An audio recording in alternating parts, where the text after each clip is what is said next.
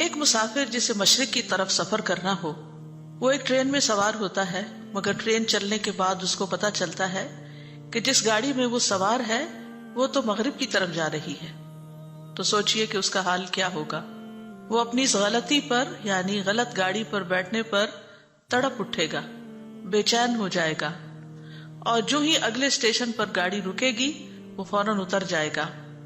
مومن کا بھی یہی حال ہوتا ہے، جب اس سے کوئی ایسی غلطی ہو جاتی ہے جو اسے صراط مستقیم سے ہٹا دیتی ہے، وہ کسی دوسرے راستے پر چل دیتا ہے جو آخرت میں نقصان دینے والا ہے، تو وہ تڑپ اٹھتا ہے، نہایت شرمندہ ہو کر اپنے رب کے حضور گڑ گڑا کر اپنی غلطی کا اعتراف کر کے دوبارہ سیدھے رستے پر آ جاتا ہے۔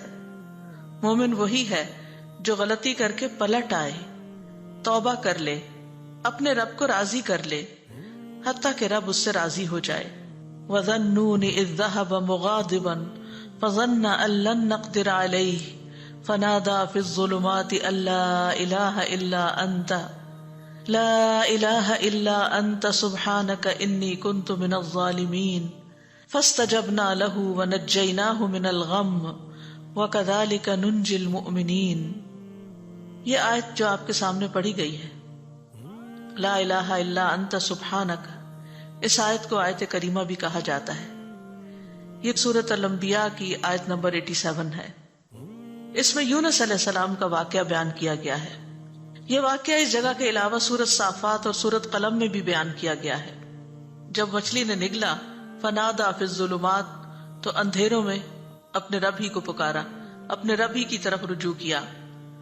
اور اندھیروں سے مراد رات کا اندھیرا، سمندر کا اندھیرا، مچھلی کے پیٹ کا اندھیرا تھا، یعنی اندھیرے پر اندھیرا تھا۔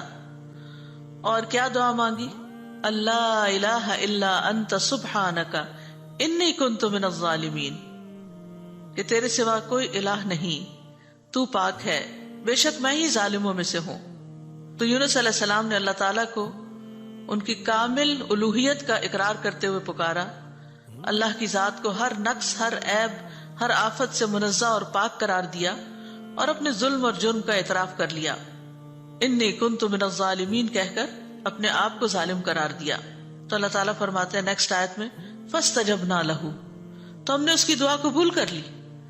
سبحان اللہ، یعنی انہوں نے جو ہی خطا کا اعتراف کیا، اللہ سبحانہ وتعالیٰ ان سے راضی ہو گئے۔